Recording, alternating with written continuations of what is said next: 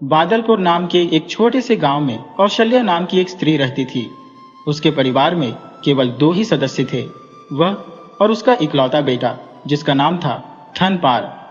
ठनपाल का न कोई भाई था और न ही कोई बहन। माँ ने बहुत ही स्नेह से यह अजीब सा नाम रखा था, लेकिन कोई नहीं जानता था कि क्यों। ठनपाल के पिता बहुत पहले ही इस दुनिया से जा चुके थे। वह स्वभाव से बहुत ही शांत और सीधा साधा नौजवान था, लेकिन मेहनत करने में पीछे नहीं हटता था। अब वह बड़ा हो गया था और खेतीबाड़ी की सारी जिम्मेदारी उसने अपने कंधों पर ले ली थी। अपनी छोटी सी जमीन पर कड़ा परिश्रम करके उसने काफी धन जमा कर लिया था। उसने 2-4 गाय भैंस भी पाल रखी थी, जिनका दूध बेचकर उसे अच्छी कमाई हो जाती थी। जो दूध बच जाता माँ बेटा दोनों मिलकर पी लेते थे। कुल मिलाकर दोनों माँ बेटे का जीवन सुख चैन से कट रहा था। बेटे के जवान हो जाने से माँ कौशल्या को बस एक ही चिंता सताती थी कि अब ठनपाल का विवाह हो जाना चाहिए। पड़ोसियों की मदद से जल्दी ही ठनपाल का रिश्ता पक्का हो गया। उसकी होने वाली पत्नी पास के ही गांव की थी। इस खबर का पूरे गांव में चर्चा होने लगा, पर सबसे अधिक प्रसन्नता तो ठनपाल की मां को हुई। उन्होंने आस पड़ोस के सभी लोगों का मुंह मीठा करवाया। शादी की तैयारियां शुरू हो गईं। धान की धुलाई और अनाज की पिसाई होने लगी। अगले 15 दिन तो तैयारी में ही निकल गए और फिर तय समय पर बारात धूमधाम से गई। लड़की वालों ने बारातियों के स्वागत में कोई कमी नहीं छोड़ी। बड़े ही सुंदर तरीके से एक अच्छी लड़की के साथ ठनपाल का ब्याह संपन्न हुआ। विवाह के बाद दुल्हन ससुराल आई, पर 2-3 दिन रुककर वापस अपने मायके चली गई। अब ठनपाल का मन अपनी पत्नी के बिना घर में नहीं लगता था। एक दिन उसने अपनी माँ से कहा, माँ, शादी के बाद लड़कियां अपने ससुराल में ही अच्छी लगती हैं, मायके में नहीं। मेरी पत्नी को गए हुए बहुत दिन हो गए हैं। मैं सोच रहा हूं कि क्यों ना उसे वापस ले आऊं। बेटे की बात सुनकर माँ मना नहीं कर पाई और बोली, हाँ बेटा, तुम ठीक कह रहे हो। जब से बहू गई है ये घर सूना सूना लगता है। पहले तो हम केवल 2 ही प्राणी थे इस घर में, लेकिन जब से बहू आई उसके बिना तो घर खाली सा लग रहा है। तुम कल ही जाओ और बहू को उसके मायके से वापस ले आओ। अगले दिन ठनपाल सुबह सवेरे उठा, स्नान किया और बैलगाड़ी लेकर अपनी पत्नी को लेने के लिए निकल पड़ा। उन दिनों ज्यादा यातायात के साधन तो होते नहीं थे।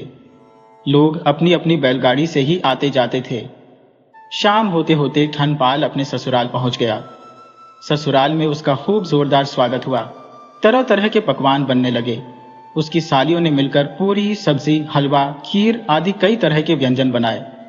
जब ठनपाल खाना खाने बैठा तो उसने देखा कि पूरियां तो बहुत ही छोटी छोटी बनी है, जबकि उसकी माँ तो बड़ी बड़ी रोटियां बनाती थी और वह उनके 4 टुकड़े करके खाता था।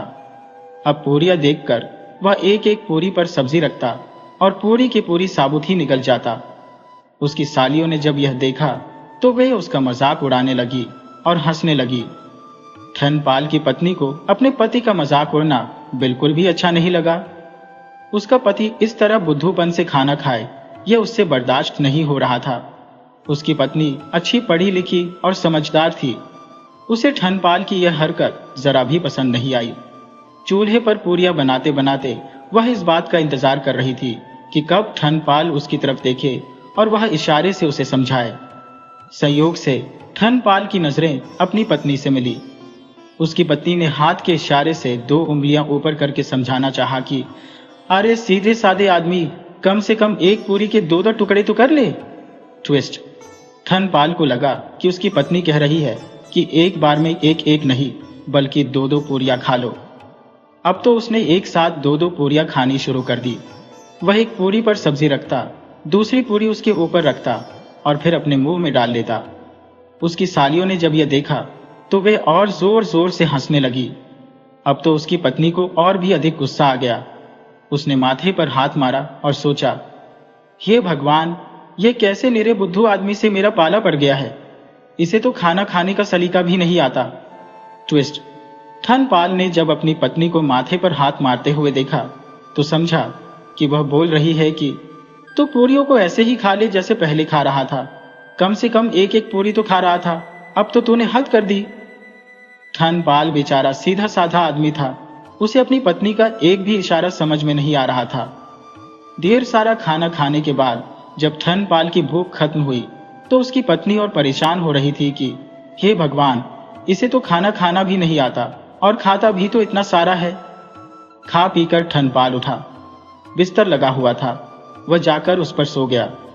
अगले दिन जब धनपाल अपनी पत्नी को विदा कराकर चलने लगा तो सालियों ने मजाक में कहा, जीजा जी जा तो रहे हो, रास्ते में मेला लगा हुआ है, हमारी बहन को जरा मेला दिखाते हुए जाना। धनपाल ने हाँ में सिर हिला दिया और पत्नी को विदा करा के वहां से चल दिया। रास्ते में सचमुच मेला लगा हुआ था। धनपाल अपनी सालियों के कहे अनुसार पत्नी को मेले में लेकर चला गया। थोड़ी देर इधर उधर घूमने के बाद मेले की भीड़ में उसकी पत्नी कहीं खो गई। धनपाल चारों तरफ अपनी पत्नी को ढूंढता रहा मगर वह कहीं नहीं मिली। पास ही उसे एक मंदिर दिखाई दिया। उसने सोचा कि वहां जाकर भगवान से प्रार्थना करनी चाहिए।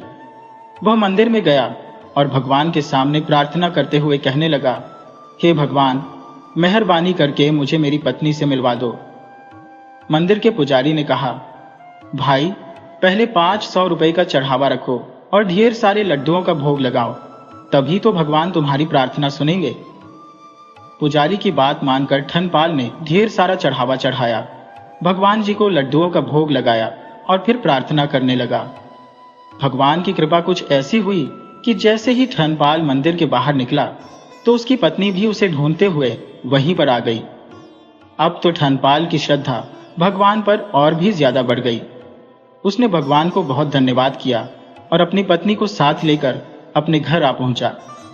घर पहुंचते ही धनपाल की मां बहुत खुश हुई। बहू ने आते ही घर का सारा काम संभाल लिया। वह सासू मां को तो कुछ करने ही नहीं देती थी। हालांकि वह पढ़ी लिखी और समझदार थी। शुरू शुरू में उसे घर का काम करने में थोड़ी मुश्किल तो हुई, पर धीरे धीरे वह सब कुछ समझ और सीख रही थी। अगर उसे कुछ समझ में नहीं आता तो अपनी सास से पूछ लेती। एक बार उसकी सास ने कहा, बहू जाकर दूध मथ लो। जब बहू दूध मथने लगी तो थोड़ी देर के बाद उसमें मक्खन आ गया। बहू अपनी सास को बताते हुए कहने लगी, सासू मां, दूध में मक्खन आ गया है। ये सुनते ही सासू मां बोली, बहू ये तुम क्या कह रही हो, ऐसा नहीं कहते। अपनी सास की बात सुनकर बहू परेशान हो गई। उसे समझ में नहीं आ रहा था कि उसने ऐसा क्या कह दिया। उसने तो सिर्फ यही कहा था कि दूध में मक्खन आ गया है। अब उसकी सास ने नाक भौं सिकोड़ते हुए कहा, अरे बहू, यह नाम आज के बाद दोबारा मत लेना, क्योंकि मक्खन लाल तुम्हारे स्वर्गीय ससुर जी का नाम था। बहू बहुत ही परेशान हुई। वह सोचने लगी, इस घर में सबके नाम बहुत ही अजीबोगरीब है। मेरा पति अच्छा खासा कमाता है और उसका नाम है धनपाल। ससुर का नाम मक्खन लाल है। कैसे कैसे अजीबोगरीब नाम है इस घर के लोगों के।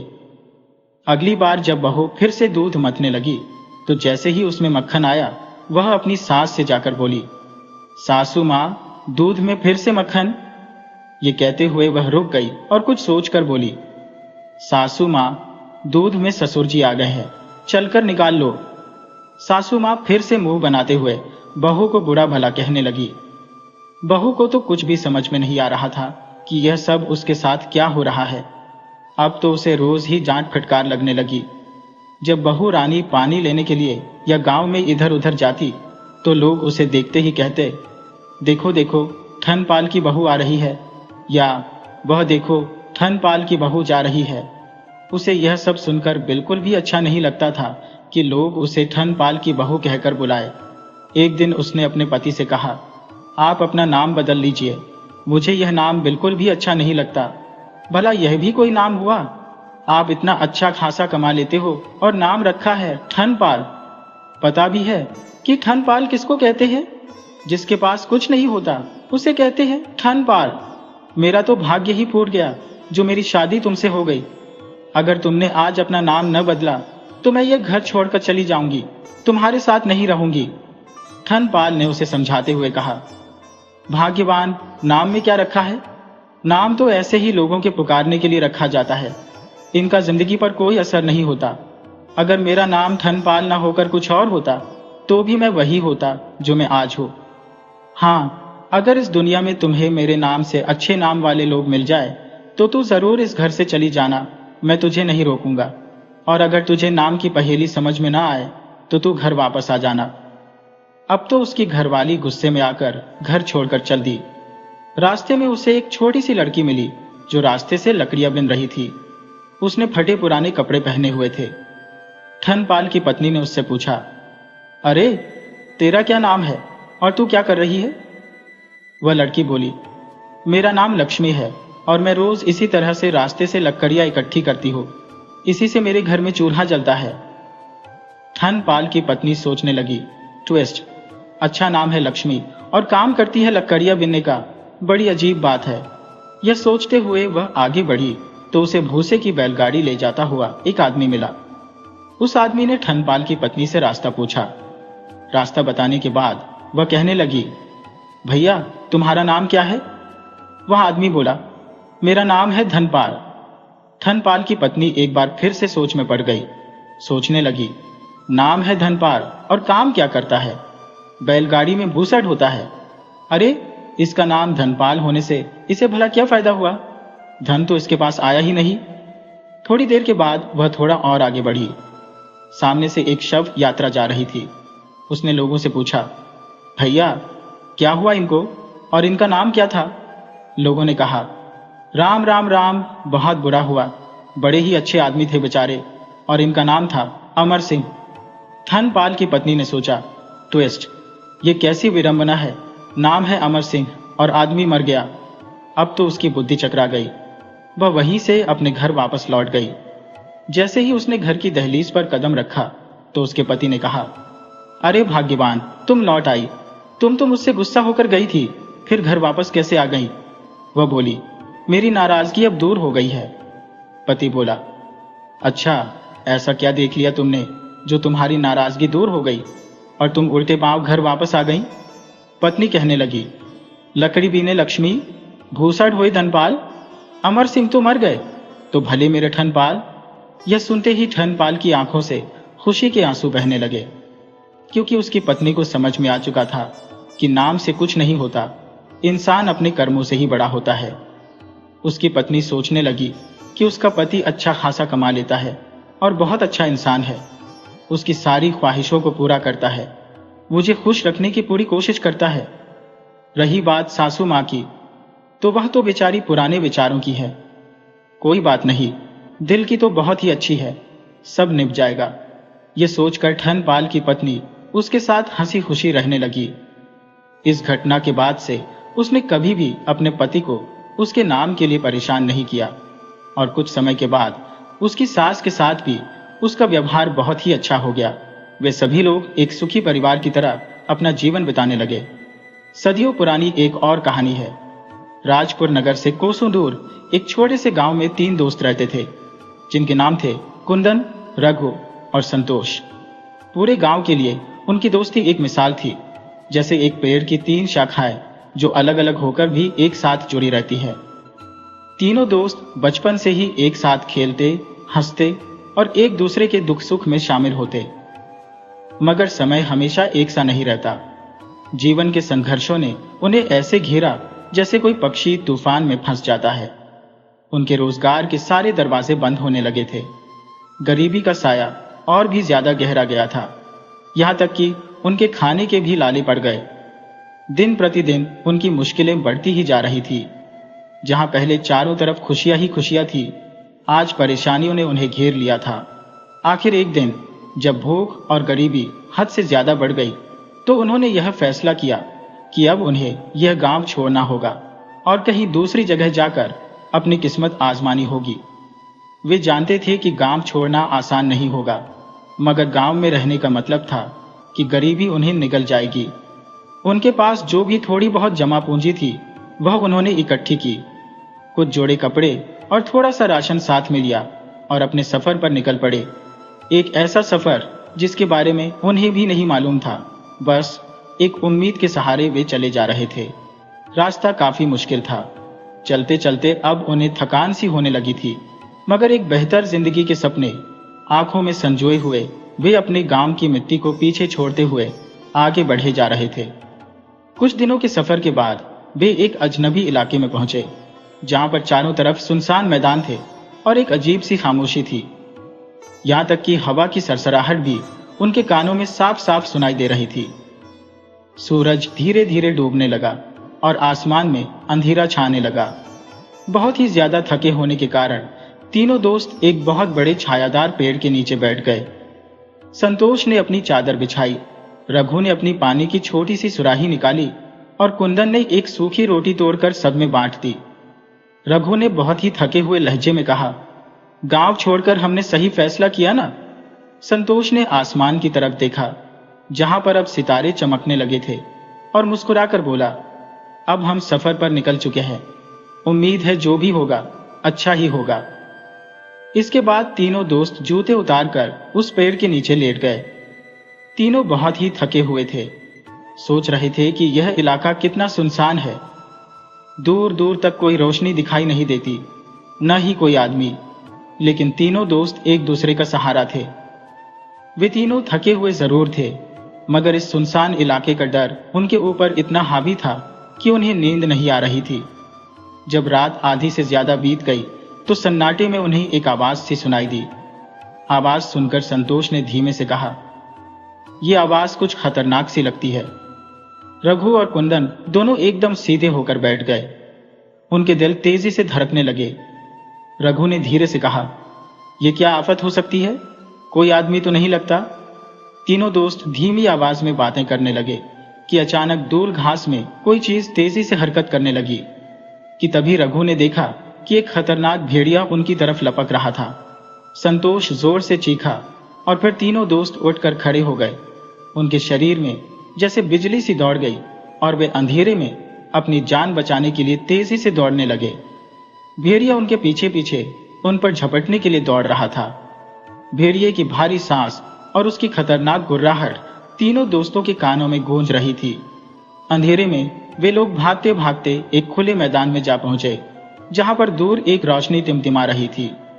जैसे ही उनकी नजरें उस रोशनी पर पड़ी तो रघु ने चिल्लाते हुए कहा, वह देखो, आग जल रही है।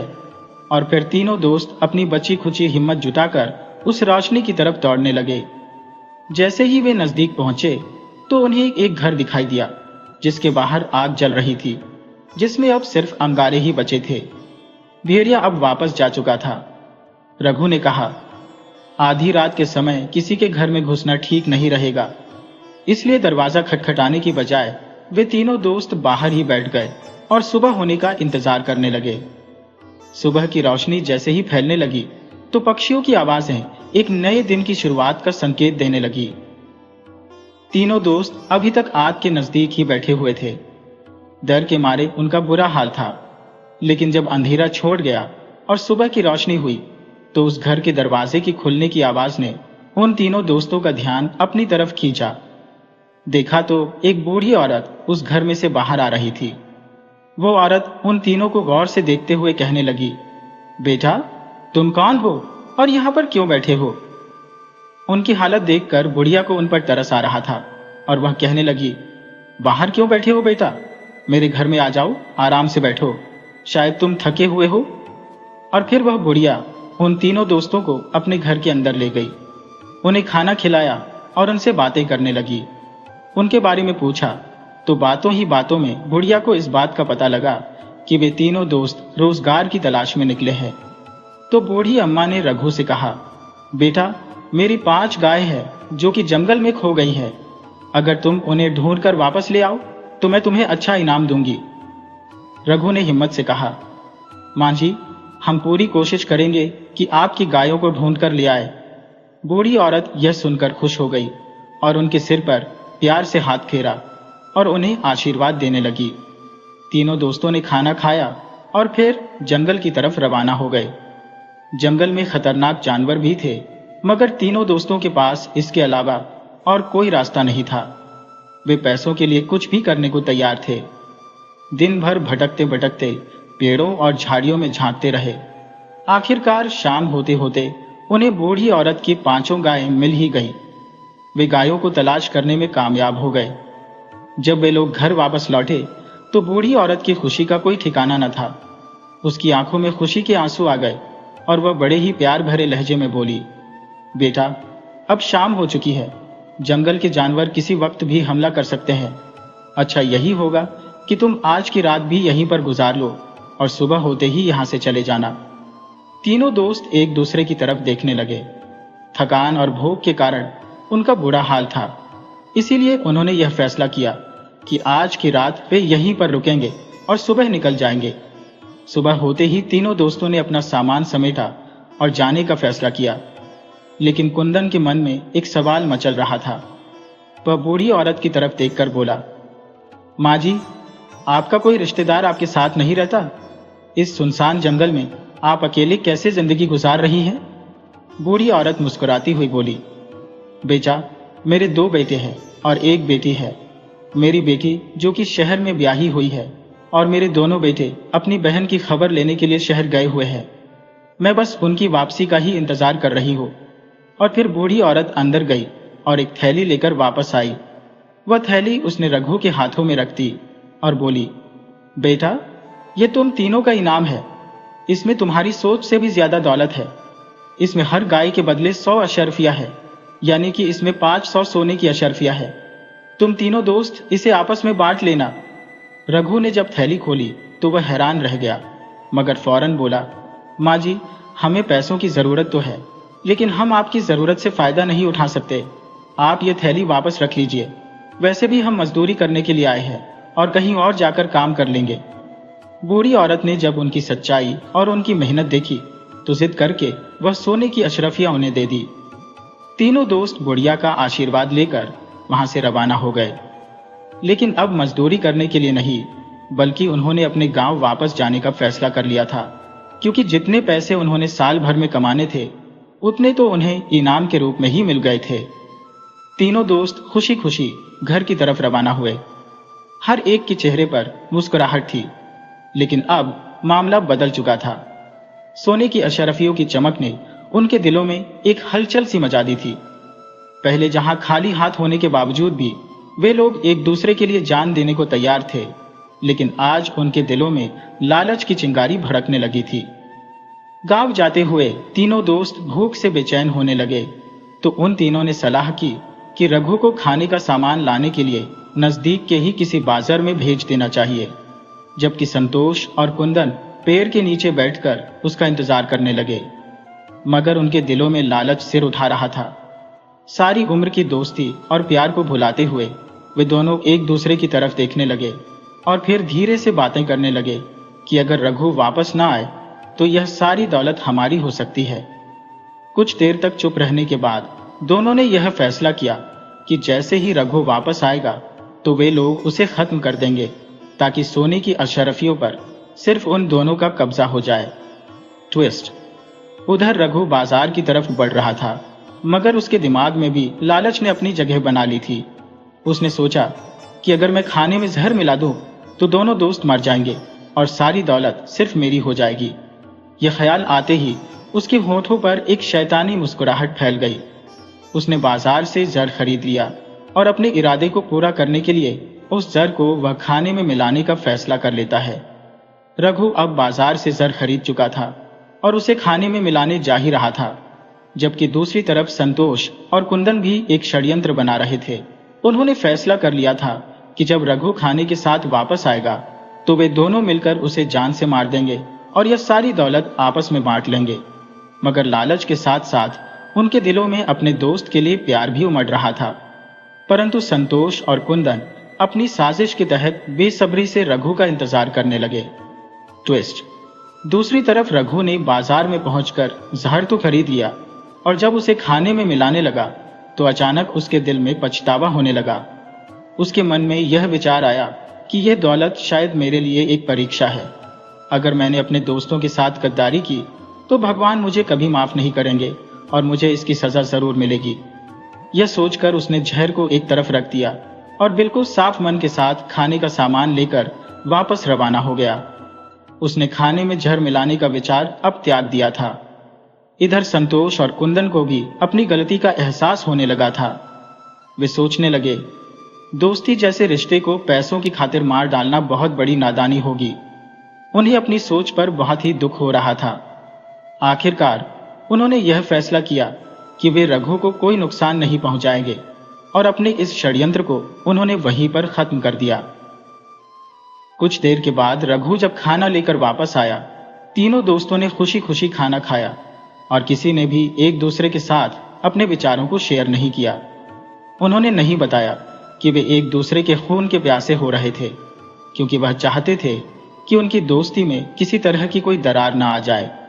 संतोष और कुंदन सोच रहे थे कि सच्चाई बताने से शायद रघु बुरा मान जाएगा, जबकि रघु के मन में यह विचार था कि कहीं संतोष और कुंदन उससे नाराज न हो जाए। खाना खाने के बाद तीनों दोस्त एक बार फिर से अपने गांव की तरफ रवाना हो गए। यह सफर उनके एक नए जीवन की शुरुआत था। हर एक दोस्त के दिल में अपने दोस्तों के लिए पहले से ज्यादा प्यार और अपनापन था। अब तक जो उनके दिलों में बुरे विचार आ रहे थे, उनके लिए उनके मन में शर्मिंदगी थी।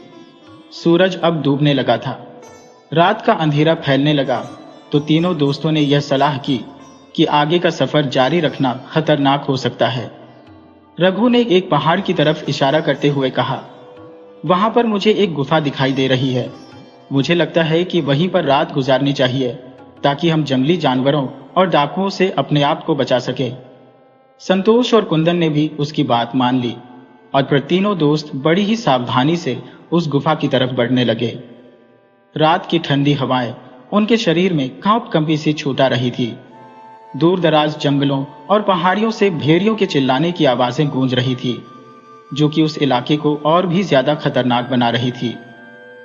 जैसे ही वे लोग गुफा के नजदीक पहुंचे, तो गुफा के अंदर बिल्कुल अंधेरा था। वे तीनों रुक गए। तब कुंदन ने धीमी आवाज में कहा, यह जगह तो ठीक है ना? रघु ने हल्की सी हंसी के साथ जवाब दिया, अब रुकने का समय नहीं है, अंदर चलते हैं। तीनों दोस्तों ने गुफा का अच्छी तरह से मुआयना किया और जब उन्हें इस बात की तसल्ली हो गई कि गुफा बिल्कुल सुरक्षित है, तो वे लोग गुफा के अंदर दाखिल हो गए। सब ने एक दूसरे की तरफ देखा। वे बहुत ही थके हुए थे और जमीन पर लेट गए, इस उम्मीद के साथ कि ये रात शांति से गुजर जाएगी और सुबह होते ही वे अपने गांव की तरफ रवाना हो जाएंगे। थके होने की वजह से तीनों दोस्त फौरन गहरी नींद में चले गए, मगर आधी रात को मौसम ने अचानक करवट ले ली। तेज हवाएं चलने लगी और मूसलाधार बारिश शुरू हो गई। तूफानी हवाओं ने गुफा के आसपास शोर मचाना शुरू कर दिया। तीनों दोस्त एक बार फिर से डरने लगे और ईश्वर से प्रार्थना करने लगे कि यह रात ठीक से गुजर जाए, ताकि वे सुबह सही सलामत अपने घर पहुंच सकें। तूफान बढ़ता ही जा रहा था और तेज हवाओं से पेड़ उखड़ने लगे। बिजली की चमक के साथ साथ बारिश भी गजब ढा रही थी।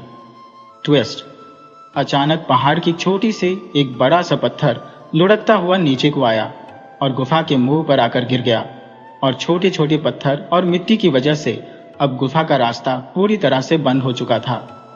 आधी रात का सन्नाटा, बारिश का शोर, लेकिन तीनों दोस्त अभी तक इस बात से बेखबर थे कि गुफा का रास्ता बंद हो चुका है। वे लोग सोने की कोशिश कर रहे थे, मगर ठंड की वजह से उन्हें नींद नहीं आ रही थी, लेकिन फिर भी वे सोने की कोशिश कर रहे थे। सुबह के समय कुंदन सबसे पहले उठा। उसने देखा कि गुफा के अंदर अंधेरा छाया हुआ है, तो सोचा कि शायद अभी तक सुबह नहीं हुई। लेकिन जब वह गुफा के मुंह के नजदीक पहुंचा, तो उसे पता चला कि गुफा का रास्ता एक बड़े पत्थर के कारण बंद हो चुका है। उसने फौरन संतोष को उठाया और फिर वे दोनों मिलकर उस बड़े पत्थर को हटाने की कोशिश करने लगे। ये दोनों दोस्त वही थे जो पहले अपने तीसरे दोस्त रघु को मारने के बारे में सोच रहे थे। उन दोनों ने अपनी पूरी ताकत लगा दी, लेकिन वह पत्थर को अपनी जगह से टस से मस न कर सके। वे दोनों बड़े ही मायूस हुए और फिर उन्होंने अपने तीसरे दोस्त रघु को जगाया। अब तीनों दोस्तों ने मिलकर जोर लगाना शुरू किया। उनके हाथ जख्मी होने लगे। ठंड बहुत ज्यादा होने के बावजूद भी उन तीनों को पसीने आ रहे थे। उन्होंने बारी बारी से अपनी पूरी ताकत लगा दी, मगर पत्थर अपनी जगह से टस से मस न हुआ। इस वक्त उन तीनों को अपनी बेबसी का एहसास होने लगा। कई बार कोशिशें करने के बाद तीनों ने मिलकर एक आखिरी जोर लगाया और पत्थर नीचे लुढ़क गया। गुफा का रास्ता अब खुल चुका था और रोशनी अंदर आने लगी। तो तीनों दोस्तों ने सुकून की सांस ली और वे तीनों ईश्वर का धन्यवाद करने लगे कि वे इस मुसीबत से बचकर बाहर निकल आए। और फिर तीनों दोस्त अपनी यात्रा पर आगे बढ़ने लगे। रास्ते में हर एक दोस्त अपने ही विचारों में खोया हुआ था। कुंदन सोच रहा था कि अगर हमने रघु को नुकसान पहुंचाया होता तो आज हम उस पत्थर को हटाने में सफल न हो पाते और इसी गुफा के अंदर तड़प तड़प कर मर जाते। जबकि रघु के दिल में यह विचार आ रहा था कि अगर मैंने खाने में जहर मिला दिया होता तो मैं अकेला इस पत्थर को कैसे हटाता और उस गुफा के अंदर भूखा प्यासा ही मर जाता। इसके बाद तीनों दोस्तों ने एक दूसरे को सारी सच्चाई बता दी और एक दूसरे से माफी भी मांगी। वे तीनों अपने गांव पहुंचे और उन्होंने बड़ी ही ईमानदारी से सोने की अशरफियां आपस में बांट ली। अब वे तीनों पहले से ज्यादा एक दूसरे के करीब हो गए थे और भाइयों की तरह वह अपना जीवन गुजारने लगे। इस कठिन परीक्षा ने उनके दिलो दिमाग पर गहरा असर छोड़ा था और उन्हें यह एहसास हो गया कि लालच न सिर्फ दूसरों के लिए बल्कि खुद इंसान के लिए भी तबाही का कारण बन सकता है।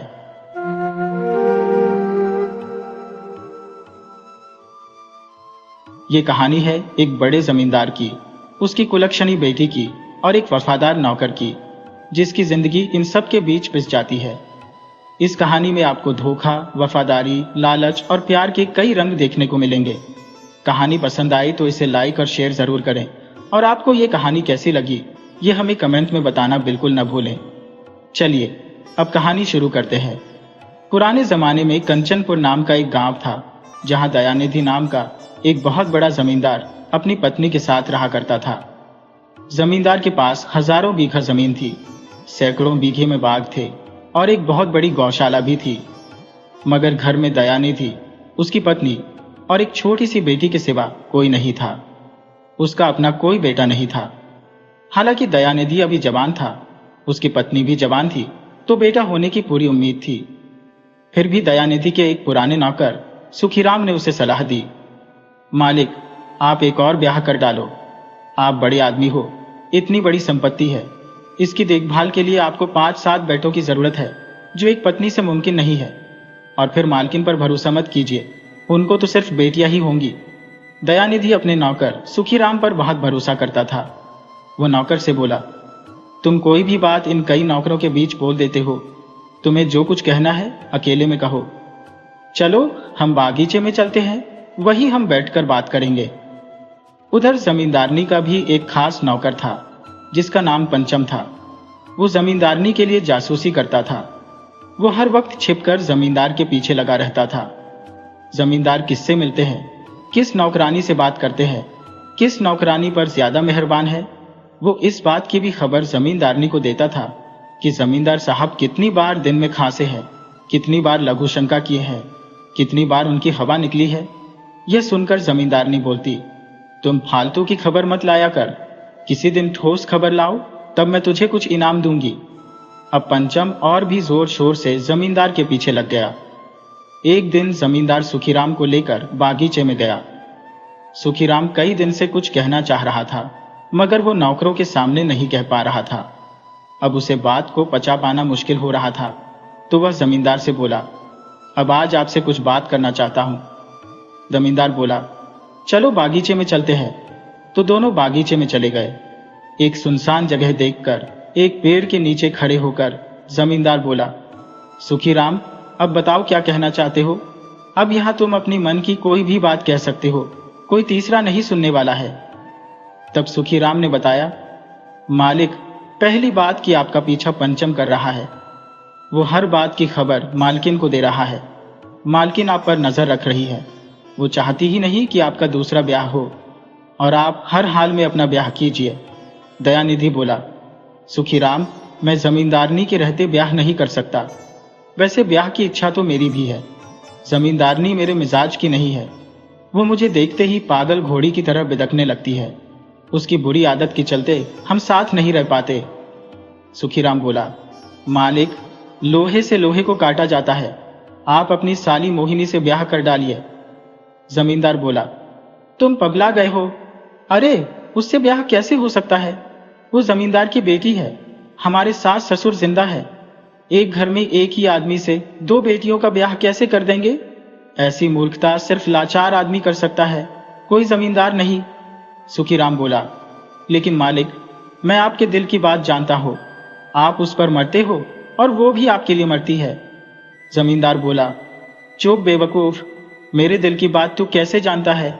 सुखीराम बोला, मैं सब जानता हूँ, और यह भी जानता हूँ कि न तो आप जमींदारनी को पसंद करते हो, न जमींदारनी आपको पसंद करती है। आप दोनों का ब्याह बेमेल है। जमींदारनी आपसे उम्र में बड़ी है और आप उससे 10 साल छोटे हो, इसलिए आप पर रोक जमाती है। आप कोई भी जतन कर मोहिनी से ब्याह कर डालो। जमींदार बोला, ये मेरे लिए मुमकिन नहीं है। तुम कोई दूसरा उपाय देखो और फिर बाद में कोई उपाय सुझाना। हम इस पर फिर बाद में बात करेंगे। चलो पहले गोदाम पर चलते हैं, नौकर काम चोरी कर रहे होंगे। जमींदार सुखीराम के साथ गोदाम पर चला आया। जमींदार और सुखीराम को नहीं पता था कि जिस पेड़ के नीचे बैठकर बात कर रहे थे, उस पेड़ पर पंचम पहले से बैठा था और सारी बात ध्यान से सुन रहा था। वो जमींदारनी का खास मखास था। वो झूठ भी बोल दे तो जमींदारनी मान जाती थी। वो हमेशा जमींदारनी को जमींदार के खिलाफ भड़काता रहता था, तो सुखीराम जमींदार को भड़काता था। दोनों के भड़काने से ही जमींदार और जमींदारनी में नहीं बनती थी। ब्याह एक पवित्र बंधन होता है। पति पत्नी का जीवन एक दूसरे पर भरोसे से चलता है। इसमें तीसरा कोई बर्दाश्त नहीं होता। इस बात का ख्याल पति पत्नी दोनों को रखना होता है। अगर दोनों में से किसी एक ने भी अपनी शादीशुदा जिंदगी की बातें तीसरे से बांट दी और उसकी बात मानने लगे, तो जीवन नरक बन जाता है, क्योंकि तीसरा आदमी अपने फायदे के लिए काम करता है। उसे इस बात से कोई मतलब नहीं रहता कि उसकी चुगली से किसी का घर टूट सकता है। ना समझ पति पत्नी अक्सर यह गलती कर देते हैं। उनका कोई तीसरा प्यारा बन जाता है और वो उनका घर उजाड़ देता है। आजकल तो यह पहले से ज्यादा बढ़ गया है और उसका रूप भी बहुत खतरनाक तरीके से बदल गया है। तो पंचम को बहुत बड़ा मसाला मिल गया था। वो पेड़ से उतरा और सीधे जमींदारनी के पास गया और आंखों देखी कानों सुनी बात जो की त्यों जमींदारनी से सुना दी। मालकिन, आपके खिलाफ भयंकर साजिश हो रही है। साला सुखीराम मालिक को भड़का रहा है। वो मालिक से कह रहा था कि आप ब्याह कर लो, वो भी मालकिन की बहन से। वो यह भी कह रहा था कि लोहे को लोहे से काटा जाता है। अब लोहे से लोहा कटता है कि नहीं, मैं एक गरीब आदमी, कभी नहीं देखा हूं। आप इस विषय में इसका मतलब जानती होंगी, मुझे तो कुछ नहीं पता। अब मालकिन, इतनी बड़ी खबर के लिए तो कुछ इनाम बनता ही है। जमींदारनी ने उसे 3 सोने के सिक्के दे दिए और बोली, तुम इसी तरह जमींदार पर नजर बनाए रहो। उधर जमींदार सुखीराम से बोला, देखो, मैं सुबह में घर से थोड़ा नाश्ता करके आया हूं, जाओ घर से खाना लाओ। सुखीराम आराम से जमींदार के घर चला गया। जमींदारनी ने बड़े प्यार से सुखीराम को घर में बुलाया। सुखीराम, तुम कभी हमारे पास नहीं आते, सिर्फ जमींदार से चिपके रहते हो। अरे, मेरे पास भी कभी आ जाया करो, मेरे काम में हाथ बटा दिया करो। घर में बहुत से काम है जो करने हैं। सुखीराम बोला, मालकिन, हुक्म करो, क्या करना है। तब जमींदारनी बोली, कुछ ज्यादा नहीं, मेरे सोने वाली कमरे का संदूक थोड़ा सरकाना है। सुखीराम बोला, मालकिन, अभी सरका देता हूं। वो ज्यों ही सोने वाले कमरे में गया, जमींदारनी उस पर बेलन लेकर टूट पड़ी। वो मार मार कर सुखीराम का कचूमर निकाल दी। वो सुखीराम की गलती भी गिनाती जा रही थी। मेरी बहन से जमींदार का ब्याह कराने चले हो, ये कैसे भूल गए हो कि मोहिनी मेरी बहन है, तुम्हारी नहीं। अगर जमींदार का ब्याह कराना है तो अपनी बहन से करा दो। जमींदारनी गुस्से में बोली, तुम आज के बाद भूल से भी कहीं आसपास दिखना नहीं चाहिए, वरना फिर तुम्हें जिंदा नहीं छोड़ूंगी। किसी तरह जान बचाकर सुखीराम जमींदार के पास गया। उसकी हालत देख जमींदार हैरान हुआ। तुम गया तो खाना लाने था, मगर तुम्हें पीटा किसने? तब सुखीराम बोला, मालिक, मालकिन ने मुझे बहुत मारा है, वो भी घर में बंद करके। उन्हें पता नहीं कैसे हमारी और आपकी बात पता चल गई है। मैं तो पिट गया, अब आपकी बारी है। जमींदार यह सुनकर काफी डर गया। उसे भी समझ नहीं आ रहा था कि यह बात जमींदारनी को कैसे पता चल गई। वह सुखीराम से बोला, सुखीराम, तू कुछ दिन हमारे यहाँ का काम छोड़ दे। माहौल शांत होने के बाद तुम मेरे पास फिर काम पर आना। सुखीराम बोला, मालिक, अब आप बताओ कि मैं कहाँ जाऊं, मुझे तो कहीं काम ही नहीं मिलेगा। तब जमींदार ने बताया, तुम मेरी ससुराल चले जाओ और वहीं 2-4 महीने रहो, उसके बाद यहाँ आना। सुखीराम को भी जमींदार का सुझाव बहुत अच्छा लगा। वह पहले अपने घर चला गया। इधर जमींदार की हिम्मत ही नहीं हो रही थी कि घर लौटे। उसे भी पिट जाने का डर था। कई बार जमींदारनी के हाथ से पिटते पिटते बचा था, वो काफी रात तक गोदाम पर ही पड़ा रहा।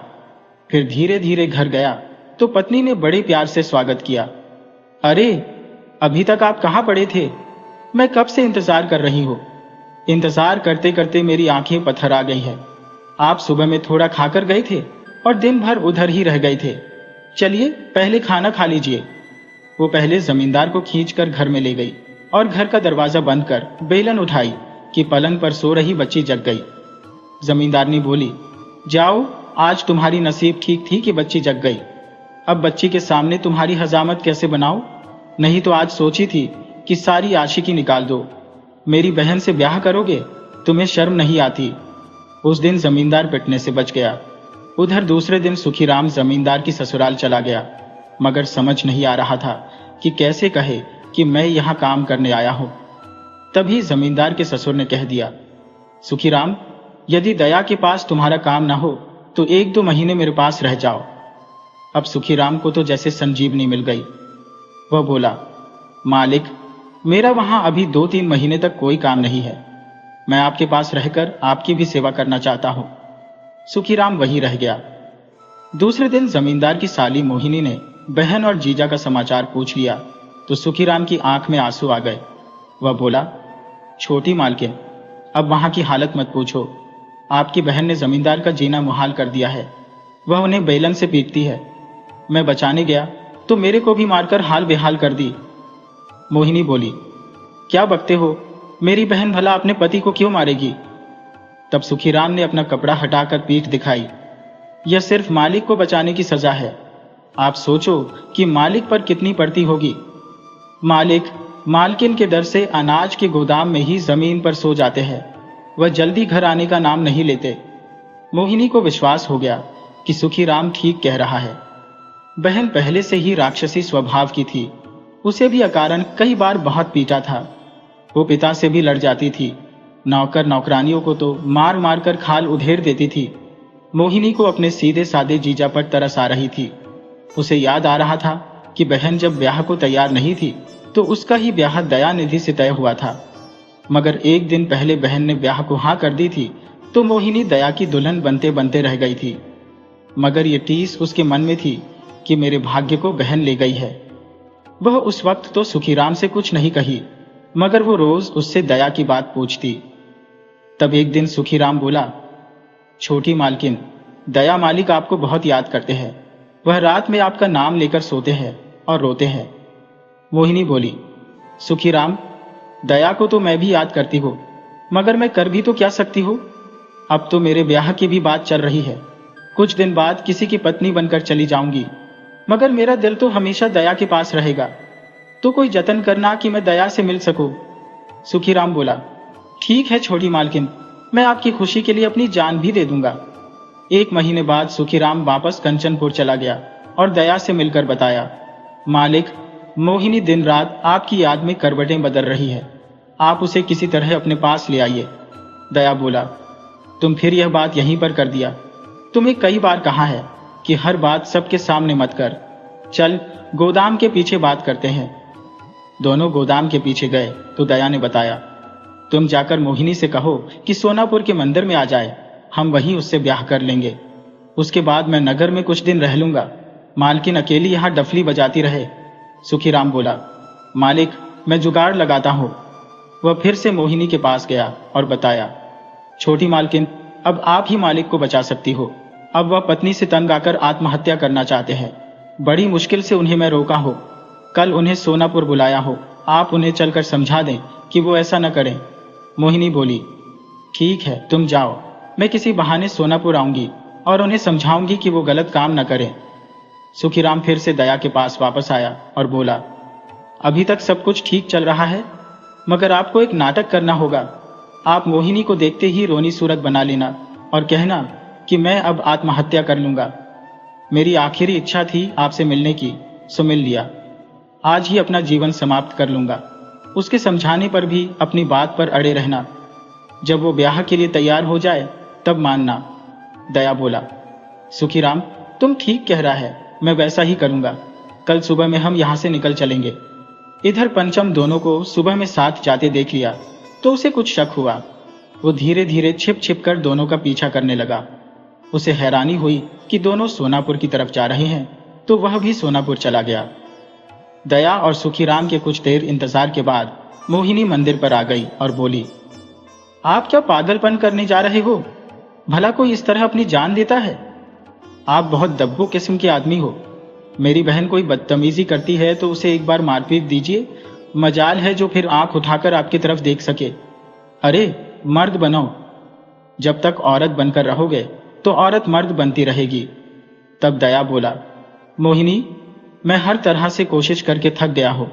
हर बार मैं ही पिट जाता हूं। अब मेरी कोई इज्जत नहीं है। अब मैं जिंदा नहीं रहना चाहता। मेरी आखिरी इच्छा थी तुमसे मिलने की, मिल लिया। अब मेरे दिल में कोई अरमान बाकी नहीं रह गया है। लौटते वक्त अपनी जान दे दूंगा। मैं जिंदगी में और धोखे नहीं सह सकता। तुम्हारे पिता ने मेरे साथ छल किया। ब्याह तुमसे तय था, मगर मेरे साथ धोखे से राक्षसी भेज दी। मोहिनी बोली, चलो जो होना था हो गया। अब हम उसे बदल कर भी नहीं बदल सकते। दया बोला, तुम भी चाहती हो कि मैं मर जाऊं? क्या तुम उस धोखे को सही मानती हो? मोहिनी बोली, नहीं, मैं भी उस धोखे से बहुत विचलित हुई थी, मगर मैं क्या कर सकती हूँ? दया बोला, हम सच्चाई को स्वीकार कर सकते हैं। मैं तुमसे ब्याह को तैयार हूँ। मोहिनी बोली, चाह तो मैं भी रही हूँ, मगर चाहने से अब कुछ नहीं हो सकता। अब सिर्फ बदनामी हाथ आएगी। मैं कोई गलत कदम नहीं उठा सकती। दया बोला, मैं कहाँ कह रहा हूँ कि गलत कदम उठाओ। अब तुम वापस जाओ। ये मेरी तुम्हारी आखिरी मुलाकात है। फिर किसी दूसरे जन्म में मिलेंगे। आज मैं अपनी जान दे दूंगा। सुखीराम बोला, मालकिन, आज मालिक नहीं मानने वाले। आप अपनी इज्जत बचाते रहना। ये आपके नाम पर मर मिट जाएंगे। आप नहीं जानती कि मालिक आपको कितना याद करते हैं। आप इन्हें जिंदा देखना चाहती हो तो ब्याह कर लो, आज और अभी, इसी मंदिर में। किसी की जान बचा लेने से बड़ा कोई पुण्य नहीं होता। मोहिनी बोली, ठीक है, ब्याह कर लूंगी, मगर अभी साथ नहीं जाऊंगी। मैं कोई अच्छा सा मौका देखकर आपके घर आ जाऊंगी। आप मुझ पर भरोसा करो और अब आप मेरे खातिर जिंदा रहोगे। मोहिनी और दया ने उस मंदिर में भगवान को साक्षी मानकर ब्याह कर लिया। मोहिनी घर लौट गई। दया भी सुखीराम के साथ वापस आ गया, मगर उससे पहले पंचम सब तमाशा देख लिया था।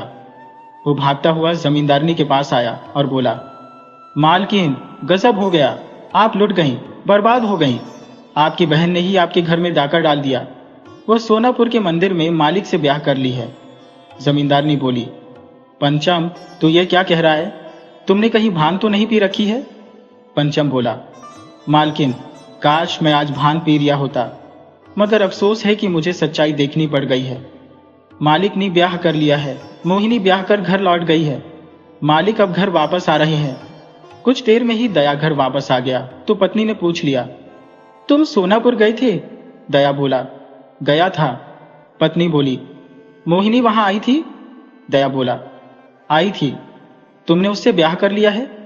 दया बोला, तुम जब मेरी हर एक बात पता लगा लेती हो तो पूछती क्यों हो? पत्नी बोली, सच सच बताओ, वरना बहुत मारूंगी। दया बोला, वो जमाना गया कि जब गद्दी जलेबी खाती थी। अब गद्दी को सूखा चारा नहीं मिलने वाला। स्त्री जोश में आकर दया पर बेलन चला दी तो दया अपना बचाव करते हुए पत्नी को कई थप्पड़ पीट दिया और बोला, अब औकात में रहो। सच जानना चाहती हो तो सत्य यही है कि मैं मोहिनी से ब्याह कर लिया हो और इसमें कुछ भी गलत नहीं है। वही मेरी असली पत्नी है। तुम तो धोखे से पत्नी बन गई हो। अब गुंदी बनने की कोशिश मत करो, वरना तुम रोज पिट जाओगी। पत्नी सिर्फ दादागिरी दिखाती थी। उसे अनुमान ही नहीं था कि पिट जाएगी, और उसे मोहिनी वाली बात तो बहुत बुरी लगी। वह उस वक्त चुप रह गई, मगर थोड़ी देर बाद आंगन के कुएं में बच्ची के साथ छलांग लगाकर जान दे दी। थोड़ी देर में ही वह मर गई। इस बात की खबर बहुत देर बाद जमींदार को हुई तो उसे कोई अफसोस नहीं हुआ। हाँ, बेटी के मरने का गम जरूर था। उधर बहन की मृत्यु की खबर पाकर मोहिनी भागी भागी दया के पास आ गई। कुछ दिन बाद उसके पिता ने उसे दया के साथ रहने और संभालने की अनुमति दे दी। वह मोहिनी का ब्याह दया से करा दिया। उन्हें इस बात की खबर ही नहीं हुई कि सारा खेल मोहिनी की वजह से ही हुआ है। उधर पंचम गांव छोड़कर भाग गया था। उसी की जासूसी के कारण ही तो जमींदार की पत्नी ने आत्महत्या कर ली थी। अब दया नई पत्नी मोहिनी के साथ रहने लगा था। मोहिनी अपनी बड़ी बहन जैसी बहुत खूबसूरत नहीं थी, मगर दिल की बहुत सुंदर थी। वह बहुत दयालु थी। दया तो प्रेम का भूखा था। दोनों 5 साल तक एक साथ रहे। इस बीच उन्हें 2 बेटे भी हुए। दया ने बड़े बेटे का नाम मंगेश रखा तो छोटे बेटे का नाम कमलेश रखा। दया दोनों से बहुत प्यार करता था। इस तरह समय गुजरा तो मंगेश 10 साल का हो गया और कमलेश 8 साल का। एक दिन जमींदार बागीचे में गया हुआ था कि एक जहरीले सांप ने जमींदार को डस लिया। लाख कोशिशों के बाद भी जमींदार को बचाया नहीं जा सका। जमींदार मर गया। सारा भार अब जमींदारनी मोहिनी के ऊपर आ पड़ा। हालांकि वह पति की मृत्यु से काफी दुखी थी। वह अपने बच्चों को देखकर खुद को संभाल रही थी, मगर वह इतना दुखी रहती थी कि कुछ दिन बाद बीमार पड़ गई। वो 4-5 साल लगातार बीमार रही और लंबी बीमारी की वजह से एक दिन चल बसी। अब सारा भार मंगेश के ऊपर आ पड़ा। मंगेश ने जमींदारी संभाल ली। वो अपने छोटे भाई से बहुत प्यार करता था। इस तरह समय गुजरने लगा। कुछ दिनों बाद छोटे भाई कमलेश ने कहा, भाई तुम अब ब्याह कर लो। कई लोग आ रहे हैं, उनमें से किसी लड़की को पसंद कर ब्याह कर लो। मंगेश बोला, पसंद वाला काम तो तुम्हें करना पड़ेगा। मैं भला अपने लिए लड़की थोड़ी पसंद कर सकता हूँ। कमलेश बोला, चलो मैं ही पसंद कर लेता हूँ, इसमें कौन सी बड़ी बात है। दूर एक गांव था खड़गपुर। वहीं के लोग मंगेश को पसंद किए थे तो कमलेश लड़की देखने आया। लड़की उसे बहुत अच्छी लगी। उसकी अपनी पसंद लगी। वो बड़े भाई से उसका ब्याह नहीं चाहता था, मगर उसे मजबूरी में बड़े भाई के लिए पसंद करना पड़ा। लड़की ब्याह कर मंगेश के घर आ गई, लेकिन उसे भी मंगेश पसंद नहीं था। मंगेश दुबला पतला मरियल आदमी था, जबकि कमलेश हष्ट पुष्ट नौजवान था। जब कमलेश ने उसे भाभी कहा तो वह नाराज हो गई। बोली, मुझे भाभी मत कहा करो। दरअसल तुम मेरी पसंद हो, मगर तुम्हारी मूर्खता की वजह से मंगेश की पत्नी बन बैठी हो। लेकिन यह मत समझ लो कि मैं अपनी पसंद छोड़ सकती हो। तुम भी मेरे पति ही हो। भाभी कहकर मुझे शर्मिंदा मत करो। मगर हाँ, एक बात का ध्यान रखना कि हमारी मर्यादा बनी रहे और हम मिलते भी रहें। कमलेश अपने भाई से बहुत प्यार करता था, तो अब भाभी से भी बहुत प्यार करने लगा। उनकी सेवा में हमेशा लगा रहता। उसे भाभी की तरफ से खुला निमंत्रण भी मिल गया था। जमींदार का घर था, बहुत बड़ा था। वो कहीं भी एकांत पाकर प्रेम प्यार की बातें करते और इस तरह दोनों में संबंध भी स्थापित हो गए। मगर कहते हैं ना कि नाजायज संबंध और दुर्गंध छिपाए नहीं छिपते।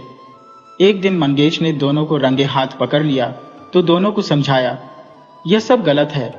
तुम दोनों अभी नादान हो, तुम्हारे कदम बहक गए हैं।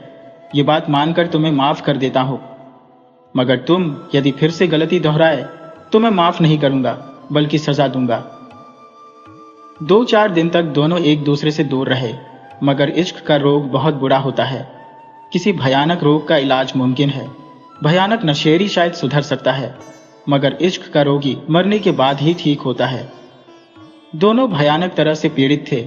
उन्हें दूर रहना मुश्किल हो गया था। तो फिर तीसरे दिन ही मंगेश द्वारा रंगे हाथ पकड़ लिए गए। तो मंगेश पत्नी और भाई को समझाने के बजाय कमलेश की शादी करा देना उचित समझा। वह सोच लिया कि भाई की शादी करा देगा और उसकी पत्नी घर में आ जाएगी तो सुधर जाएगा। इसमें एक की गलती होती तो उसे समझाया जा सकता था, मगर दोनों ही जब एक दूसरे को पसंद कर रहे थे तो वह खुद अकेला पड़ गया था। उसे पता था कि ताली कभी एक हाथ से नहीं बजती। दोनों हाथ बराबर सहयोग करते हैं तब जाकर ताली बजती है। उसी तरह कभी एक तरफा प्रेम करने वाले एक दूसरे से संबंध स्थापित नहीं कर पाते। संबंध तो तब स्थापित होता है जब दोनों के दिल मल जाते हैं, और जब 2 दल मल जाते हैं तो वे किसी रिश्ते का परवाह नहीं करते। वे प्यार में इतने अंधे हो जाते हैं कि बीच में आने वाले की जान भी ले सकते हैं, या नहीं ले पाए तो अपनी खुद की भी जान दे सकते हैं। अचानक से कभी पेड़ की जड़ में पैर फंस जाने पर कभी उसे झटके से नहीं निकालते, वरना पैर टूट जाता है। उसे बहुत आराम से मुलायम हाथों से धीरे धीरे निकालते हैं। मंगेश आंख से देख लेने के बाद भी दूसरी तरफ मुंह घुमाकर चला गया। मंगेश ने सोच लिया कि अब सब कुछ जानते हुए अनजान बनकर रहने में ही चालाकी है। वह मन में ठान लिया कि 1 हफ्ते में एक बहुत खूबसूरत लड़की ढूंढकर कमलेश की शादी करा देनी है, वरना यह आग जब विकराल रूप धारण कर लेगी तो इसे बुझाया नहीं जा सकता। मंगेश जल्दी ही एक सुंदर लड़की से कमलेश की शादी की बात चलाई। लड़की वाले लड़का देखने आ भी गए।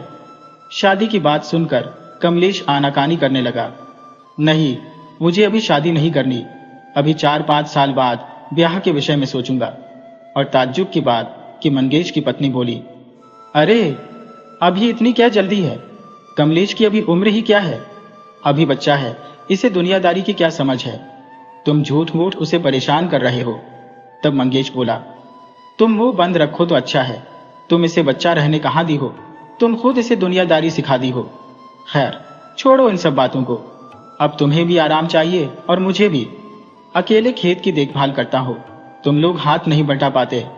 जब घर में एक बहू आ जाएगी तो तुम और कमलेश खेती और गौशाला देखो, मैं अकेले बाग बगीचे में रह जाता हूँ। मेरे लिए ठीक भी है, कभी कभी पीछे से मैं भी सहयोग कर दिया करूंगा। पत्नी को लगा कि पति मुझे और आज़ादी दे रहे हैं, अब तो हम और भी आराम से मिला करेंगे। घर में कोई ना कोई रहता है, बाहर गौशाला में अपनी मर्जी है। वह कमलेश से बोली, भाई की इज्जत रखने के लिए ब्याह कर डालो। भाभी की बात मानकर ब्याह कर लिया। कमलेश की शादी हो गई, पत्नी घर में आ गई, परंतु कमलेश तो भाभी के ही प्यार में लगा रहा। नई पत्नी उसे जरा भी नहीं भा रही थी। किसी नी कहा है कि दिल लगी दीवार से तो पड़ी किस काम की। कमलेश को सुंदर पत्नी जरा भी पसंद नहीं आ रही थी, तो कमलेश की पत्नी भी पति के मन मिजाज को डटोल रही थी। औरतें अपने पति के चरित्र को एक किताब की तरह पढ़ लेती है। कमलेश की पत्नी को अपने पति के चाल चलन पर शक हुआ, तो वह उसका पीछा करने लगी और एक दिन दोनों को रंगे हाथ पकड़ भी लिया। उस वक्त उसने सख्त लहजे में चेतावनी दे डाली, यह व्यभिचार की आदतें दुनिया की सबसे बुरी आदतों में एक है। आप इसे तुरंत छोड़ दो, क्योंकि कोई पत्नी अपने पति की बचकानी एक बार जरूर माफ कर देती है, लेकिन बार बार नहीं। परंतु इसके बाद मैंने आपको गलती करते देखा, तो फिर आप मेरा मरा मुंह देखोगे। आप खुद से सोचो कि जो काम तुम कर रहे हो वो काम मैं करने लगूं तो तुम्हें कैसा लगेगा? जाहिर है बहुत बुरा लगेगा। तुम मुझे इस बात के लिए घर से निकाल भी सकते हो, क्योंकि तुम्हें बुरा लगेगा, मगर वही काम तुम कर रहे हो तो मैं कुछ नहीं कर सकती। यह भ्रम अपने मन में मत रखना। मैं वह कर जाऊंगी जो तुमने सोचा भी नहीं होगा। कहते हैं इश्क की बुरी आदतें एक बार लग जाए तो फिर छोड़े नहीं छूटती। कमलेश ने अपनी आदतें छोड़ने के बजाय और बढ़ा लिया। वो पत्नी के सामने ही भाभी के कमरे में घुसकर दरवाजा बंद कर लेता। यह देख कमलेश की पत्नी ने एक दिन सचमुच जहर खा लिया और मर गई। इस बात का गम न तो कमलेश को हुआ न उसकी भाभी को हुआ, परंतु मंगेश को काफी सदमा लगा। उसने जो सोच रखा था ठीक उसका उल्टा हो गया। सदमे के कारण मंगेश बीमार पड़ गया। पत्नी और भाई ने उसका कोई देखभाल नहीं किया, तो एक दिन चल बसा। हाँ, एक बात हुई कि उसके जीते जी पत्नी ने एक बच्चे को जन्म दे दिया था। चाहे वह बच्चा किसी का भी रहा हो, मगर उसे नाम मंगेश का मिल गया। कमलेश ने उसका नाम ज्योति रखा। अब तो कमलेश और उसकी भाभी खुल्लम खुल्ला पति पत्नी की तरह रहने लगे। हालांकि ये बात कमलेश के रिश्तेदारों को बुरी लगी, तो सलाह दिया, अब तो मंगेश है नहीं तो तुम हमारी सलाह मानो और ब्याह कर लो। यह न्याय संगत है, इसमें कोई दोष नहीं है, मगर इस तरह बिना ब्याह साथ रहोगे तो समाज में क्या मुंह दिखाओगे? लोक लाज से बचने के लिए दोनों ने ब्याह कर लिया। पहले से उनका एक बेटा था ही। दोनों बहुत प्यार से बच्चे का लालन पालन करने लगे। मौज मस्ती में दोनों के दिन गुजरने लगे। अब तो वह पति पत्नी थे, पूरी जमींदारी उनकी अपनी थी। धीरे धीरे बच्चा ज्योति 10 साल का हो गया। वह अपनी माँ से बहुत प्यार करता था, जबकि वह अपने पिता को काका ही बोलता था और उससे भी बहुत प्यार करता था। कमलेश को पता था कि यह बच्चा भाई का नहीं, मेरा है, मगर मेरे ब्याह से पहले का है, तो इसको पिता का नाम भाई का मिल गया। हाय! उधर बच्चे को पता था और माँ ने बताया था कि उसके पिता की मृत्यु हो गई है और मेरे काका मुझे और माँ को पाल रहे हैं, मेरी माँ का सहारा बन गए हैं। लेकिन दुनिया में सबको माँ का प्यार सदा मिलता रहे, ये सबके भाग्य में नहीं होता। एक दिन ज्योति की माँ बीमार पड़ी और गुजर गई। ज्योति से ज्यादा दुख कमलेश को हुआ। वह स्त्री के बगैर रह ही नहीं सकता था, वो कामी हो चुका था। कमलेश आयाश आदमी था, उसे बिना स्त्री के रहना मुश्किल हो गया, तो वह फिर से ब्याह के चक्कर में पड़ गया। उसे कई लोगों ने समझाया, अपने पर काबू रखो। अगर ब्याह कर लोगे तो बच्चे की जिंदगी बर्बाद हो जाएगी। अब तुमसे कोई भली स्त्री ब्याह नहीं करेगी। मगर कमलेश पर इश्क का भूत सवार था। वह एक दलाल के माध्यम से एक बहुत दुष्चरित्र स्त्री से ब्याह कर लिया। वह पहले से बाल बच्चे और पति वाली थी। वो बच्चों को लेकर कमलेश के घर में आ गई। आते ही उसने ज्योति पर जुल्म करना शुरू कर दिया। उसे अकारण मारने पीटने लगी। उसकी नजर कमलेश की बहुत बड़ी जमींदारी पर लग गई थी। वह उसे हर हाल में हासिल करना चाहती थी। ये तो कमलेश को भी पता था कि 100 चूहे खाने वाली बिल्लियां हज को नहीं जाया करती, मगर इश्क ने उसे निकम्मा कर दिया था। स्त्री ने हर चीज पर अधिकार जमा लिया था, मगर उसकी आंख की किरकिरी एकमात्र ज्योति था जिसे वह ठिकाने लगाना चाहती थी। वह अपने पति से एकांत में बात कर रही थी। बात बन गई है, तुम ज्योति को ले जाकर कहीं मार डालो, फिर हम बड़ी आराम से कमलेश को भी मार डालेंगे। उसके बाद सब कुछ हमारा हो जाएगा। हम एक बार एक सड़क से उठकर जमींदारी पर बैठ जाएंगे। दोनों की बात बूढ़ा नौकर सुखीराम सुन रहा था। वह कमलेश से बताया, मालिक, ज्योति और आपकी मरने की बात चल रही है। ये स्त्री पहले से पति वाली है। ये पति के साथ मिलकर धन हड़पने के लिए ब्याह की है। इसका ब्याह सिर्फ आपके हवस को मिटाने के लिए और सारी जायदाद हड़पने के लिए है। आपने अपनी गलती से पूरे परिवार को मिटा डाला है, मगर फिर भी काम की भूख नहीं मिटी है। अब एकमात्र निशानी ज्योति बचा है, जो किसी और का नहीं, आपका अपना बेटा है। उसे बचा लो। अब तो होश में आ जाओ, आखिरी निशानी मिटाने से बचा लो। जिस स्त्री को पत्नी समझ रहे हो वो नागिन है। वो आपको और ज्योति को मारने आई है। वह सबको मारने का प्लान बनाई है और अपने बच्चों को तुम्हारा उत्तराधिकारी बनाना चाहती है। आपको अब जरा भी शर्म है तो सारी जायदाद आज ही अपने बेटे ज्योति के नाम कर दे और उसे आज ही कहीं बहुत दूर भेज दे, जहां इस दुष्ट स्त्री का हाथ न पहुंच सके। कमलेश को तो जैसे सोए से नींद खुल गई। उसे पहली बार अपनी करनी पर बहुत पछतावा हुआ। उसे लगने लगा कि अपनी पत्नी और भाई की मौत का जिम्मेदार खुद है। अब उसे ज्योति बहुत प्यारा लगने लगा। उसने कचहरी जाकर सारी जायदाद ज्योति के नाम कर दी और ज्योति से बोला, तू किसी दूसरे नगर चला जा, भीख मांगकर खा लेना, परंतु जब तक सयाने ना हो जाना कभी लौटकर यहां मत आना। यहां तुम्हारी जान को खतरा है। ज्योति चाचा का साथ नहीं छोड़ना चाहता था, परंतु नई स्त्री की क्रूरता और काका की चुप्पी ने उसे दूसरे नगर जाने के लिए विवश कर दिया। वह दूसरे नगर चला गया। वो इधर उधर भटक रहा था। बहुत भूखा भी था।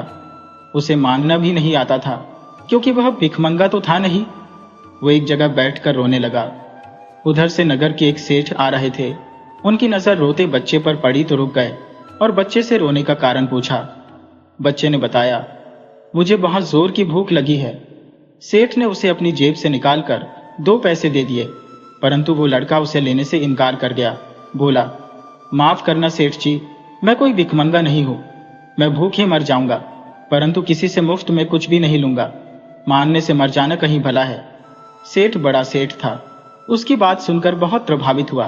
बोला, लगता है घर से भागकर आया हो। क्या तुम मेरे यहाँ काम करना पसंद करोगे? लड़का बोला, हाँ सेठ जी, काम के बदले खाना पसंद करूंगा। इस प्रकार ज्योति सेठ के पास रहने लगा। वह सेठ से भोजन कपड़ा के अलावा कुछ भी नहीं लेता। वह जल्द ही अपनी ईमानदारी से सेठ का विश्वास पात्र बन गया और सेठ का कारोबार एक बेटे की तरह संभालने लगा। सेठ का एक बेटा और एक बेटी थी। वह अपने बेटा बेटी पर उतना भरोसा नहीं करता था जितना कि अपने नौकर ज्योति पर करता। उधर कमलेश की नई पत्नी ज्योति को मरवाने के लिए ढूंढने लगी। वो कमलेश से पूछी, तुम्हारा वह पिल्ला कहीं दिखाई नहीं पड़ता, कहां उसे छिपा दिए हो? कमलेश बोला, दिखाई तो मुझे भी नहीं पड़ रहा, परंतु उसके नहीं रहने से हमें भारी नुकसान उठाना पड़ेगा। तुम रोज उसे मारती पीटती थी, लगता है उसी के चलते राज दरबार चला गया है। ये सारी जमीन जायदाद मकान सब उसी के नाम से है। मेरे भाई ने मरने से पहले उसी के नाम कर दी थी। अब अगर वह राज दरबार में तुम्हारे खिलाफ मारपीट की शिकायत करता है तो तुम्हें तो जेल होगी ही, मैं भी नहीं बच पाऊंगा। ये बात सुनकर दुष्चरित्र स्त्री काफी डर गई। वो एक बार राज दरबार के चक्कर में फंस गई थी तो 50 कोड़े लगे थे और 2 साल तक रात रात भर चक्की चलानी पड़ी थी। वो काफी भयभीत हुई और यह भी जान ली कि इस कमलेश के जिम्मे कुछ नहीं है, तो तुरंत अपना बोरिया बिस्तर उठाई और चल दी। कमलेश बोला, जाने मन, मुझे छोड़कर मत जाओ, तुम मेरी अच्छी पत्नी हो। तब वो स्त्री बोली, भिख मंगे, मुझे पत्नी कहते शर्म नहीं आ रही? पहले तो मुझे बताया कि सारी जमींदारी तुम्हारी है, तुम रानी की तरह राज करोगी, और अब झूठे प्यार जताने का नाटक कर रहे हो। तुम्हें पता नहीं है कि दूसरी पत्नी या प्रेमिका रखने पर हाथी के बराबर खर्च आता है। वह पैर पटकती हुई चली गई। कमलेश ने राहत की सांस ली। उधर सेठ के बेटा बेटी एक दूसरे नगर में रहकर शिक्षा अध्ययन करते थे। शिक्षा पूरी कर 10 वर्ष बाद सेठ के बेटा बेटी घर लौट आए। अब ज्योति भी 20 वर्ष का हो चुका था। वह अब सेठ के घर से बाहर तक का सभी कार्य देखा करता था। यह बात सेठ के बेटे को तो नहीं, परंतु बेटी को बुरा लगने लगा था। वह अपने पिता से कह भी चुकी थी, नौकरों को इतना सिर चढ़ाना अच्छी बात नहीं। वो नहीं चाहती थी कि नौकर हर जगह ताक झांक करे। परंतु ज्योति को सेठ की बेटी पर कुछ अलग किस्म का शक था। उसने उसे एक लड़के से मिलते हुए पकड़ लिया तो लड़की अपनी गलती मानने के बजाय उसे नौकरी से निकाल देने की धमकी देने लगी। ज्योति बोला, बहन जी, आप जो कर रही हो उसी में एक दिन उलझ जाओगी, तुम्हें उसमें से निकलना भारी पड़ जाएगा। आप इस तरह की गलती मत करो। तुम मुझे अपनी बहन जैसी लगती हो, इसलिए मना कर रहा हूं, वरना नौकर की क्या मजाल कि ताक झांक करे। सेठ जी आपकी शादी बहुत बड़े घर में कर देंगे। लड़की ने गुस्से में आकर ज्योति को कई थप्पड़ जड़ दिए और बोली, आज के बाद मेरे बीच में आया तो मुझसे बुरा कोई नहीं होगा। तुम अपना प्रवचन किसी गंवार को सुनाना, और नौकर हो तो नौकर की तरह रहो। मैं कोई तुम्हारी बहन नहीं हो, मुझे किसी भाई की जरूरत नहीं। मेरे पास अपना भाई है, तुमसे स्मार्ट, सुंदर, पढ़ा लिखा है। ज्योति ने भी अब इस मामले से दूर ही रहना अच्छा समझा। वो रोज सुबह सुबह सैर करने निकलता था। आज वह बहुत रात में ही सैर को निकल गया था। कारण था कि आसमान में बादल छाए थे। उसे समय की सही जानकारी नहीं चल पाया तो 2 घंटे पहले ही निकल गया। वह एक तालाब में रोज अपना हाथ मुंह धोता था। तालाब एकांत और सुनसान जगह पर था। दरअसल वह तालाब भी सेठ जी का ही था, उसे सेवा भाव से बनवा दिया था। ज्योति ने देखा कि एक लड़की तेजी से आ रही है और बिना सोचे समझे तालाब में छलांग लगा दी है। ज्योति समझ गया कि वह स्नान करने के लिए इतनी रात में छलांग नहीं लगाई है, वो आत्महत्या करना चाहती है। उसने तुरंत पानी में कूदकर लड़की को बाहर निकाला। वो देखकर हैरान रह गया कि यह अपने सेठ की बेटी है। वह बोल पड़ा, बहन, तुम और यह कदम, तुमसे तो ऐसी उम्मीद नहीं थी। तुम बहुत पढ़ी लिखी, समझदार हो, फिर भी गलत कदम। अगर तुम मर जाती तो सेठ किसी को मुंह दिखाने के लायक भी नहीं रह पाते। वो बोली, अगर मैं जिंदा रहती हूं तो भी मेरे पिता किसी को मुंह नहीं दिखा पाएंगे। तुम्हारी बात नहीं मानकर मैंने बहुत बड़ी गलती कर दी है। उस लड़के ने मुझे धोखा दिया है। अब मैं उसके बच्चे की मां बनने वाली हूं और वह मुझसे ब्याह नहीं करना चाहता। वो मुझ पर लांछन लगा रहा है कि तुम बदचलन हो। अब मेरे पास मरने के सिवा कोई रास्ता भी नहीं है। ज्योति बोला, बहन, तुम पहले यह बताओ कि वो लड़का कौन है, किसका बेटा है? तब वो बताई, वह तो सेठ करोड़ी का इकलौता बेटा है। ज्योति बोला, बस मुझे इतना ही जानना था। अब तुम आराम से घर में बैठो और जितना कहता हूं उतना ही करो। इस बात की जानकारी भी मेरे अलावा घर में किसी को नहीं होनी चाहिए। आप करोड़ी के बेटे की तो बात ही छोड़िए, खुद करोड़ी तुम्हारे कदमों में पड़कर दया की भीख मांगेगा। आगे की बात मैं तुम्हें बताता रहूंगा। तुम मेरी बहन हो, तुम मानो या न मानो, मगर मैं तुझे अपनी सगी बहन मानता हूं। तुम्हारी इज्जत कभी नीलाम नहीं होने दूंगा। सेठ करोड़ी की बेटी ज्योति की दीवानी थी, मगर ज्योति था कि उस पर घास नहीं डाल रहा था। ज्योति ने पहली बार जब करोड़ी की बेटी को महत्व दिया तो वह फूले नहीं समाई। वह किसी न किसी बहाने ज्योति से रोज मिलने लगी, उसके साथ मरने जीने की कस्में खाने लगी। ज्योति जब देख लिया कि अब बात अपने बस में आ चुकी है, तब वह उस लड़की से बोला, देखो, तुम अगर मेरे साथ ब्याह करना चाहती हो तो पहले एक बात बता देना चाहता हो कि मैं कोई सेठ का नौकर नहीं हो, बल्कि एक जमींदार हो। मैं जब छोटा था तो अपने यहां मेरे जीवन को खतरा था, इसलिए सेठ के पास पड़ा रहा। सेठ भी मेरे पिता की तरह है, बल्कि सच पूछो तो अब वही मेरे पिता है, और सेठ की इज्जत पर आंच आए यह मैं बर्दाश्त नहीं कर सकता। तुम्हारा भाई मेरी बहन यानी सेठ की बेटी की इज्जत से खिलवाड़ किया है, क्योंकि उसका प्यार मेरी तरह पवित्र नहीं है और अब बात बहुत दूर तक पहुंच चुकी है। इसमें तुम्हें मेरा साथ देना होगा। तुम अपने भाई से साफ साफ बता दो कि मैं सेठ का नौकर ही नहीं, यहाँ के राजा का जासूस भी हो। ये बात तुम भी जानती हो कि राजा के पास मैं बेधड़क जाता हूँ। राजा साहब मुझे बड़ी आदर देते हैं। माल पहुंचाने के लिए मुझे हर तीसरे दिन राज दरबार जाना पड़ता है। राजा मुझसे हर जानकारी लेता रहता है। मैं अपनी बहन के साथ हुई ज्यादती की बात राज दरबार में उठाऊंगा और तुम्हारे भाई की फांसी की मांग करूंगा। अब भलाई इसी में है कि तुम्हारा भाई 1 हफ्ते के अंदर मेरी बहन से शादी कर ले। तुम यह बात अपने माता पिता सबसे बता देना और तुम अपनी तरफ से निफिक्र रहना, क्योंकि जब मेरी बहन तुम्हारी भाभी बन जाएगी तो वह भी तुम्हें अपनी भाभी बना लेगी। उस लड़की ने तो जैसे घर में कोहराम ही मचा दिया। पिता से बोली, भाई ने इतनी बड़ी गलती की है कि हम में से कोई नहीं बच पाएगा। ये सेठ हजारी की बेटी से प्रेम किया है और अब बात आगे बढ़ गई है तो इनकार कर रहा है। उस सेठ की पहुंच सीधे राजा से है। उसके भाई को लगने लगा कि राजा के सैनिक सचमुच फांसी का फंदा लेकर आ रहे हैं और उसे फांसी पर चढ़ा रहे हैं। करोड़ी सेठ यह बात सुनकर बहुत डर गया। उसे लगा कि बेटे ने तो गलती कर ही दिया है। अब अगर बात राज दरबार जाती है तो मुझे भी राजा नहीं छोड़ने वाला। मैंने एक बार घटिया माल राज दरबार भिजवा दिया था। राजा ने मेरी 1 साल की कमाई रोक ली थी। अब वह किसी लफड़े में नहीं पड़ना चाहता था। वो अपने बेटे को ही गलती ठहराया। उसने बिना देर किए सेठ की बेटी से अपने बेटे की शादी कर दी। कुछ दिन बाद और सेठ की बेटी ने अपनी ननद की शादी ज्योति से करा दी, क्योंकि वह जानती थी कि ज्योति और उसकी ननद ने उसका घर बसाया है। अब उसका फर्ज बनता है कि अपने मुंह बोले भाई और अपनी ननद का घर बसा दे। ज्योति कोई नौकर तो था नहीं। वह अपनी नई नवेली दुल्हन लेकर गांव लौट आया। उसका काका कमल उसका बाग ढूंढ रहा था। कमल अपनी सारी जिम्मेदारी अपने बेटे ज्योति को सौंपकर सन्यासी बन गया। मनुष्य का जीवन एक नसीब का खेल है।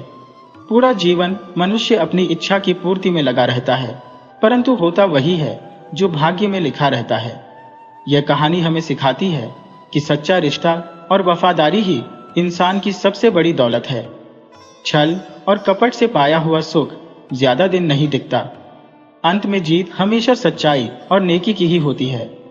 अगर आपको हमारी यह कहानी अच्छी लगी हो तो ममता हिंदी कहानियां को सब्सक्राइब करें, इस वीडियो को लाइक करें और अपने दोस्तों के साथ जरूर शेयर करें।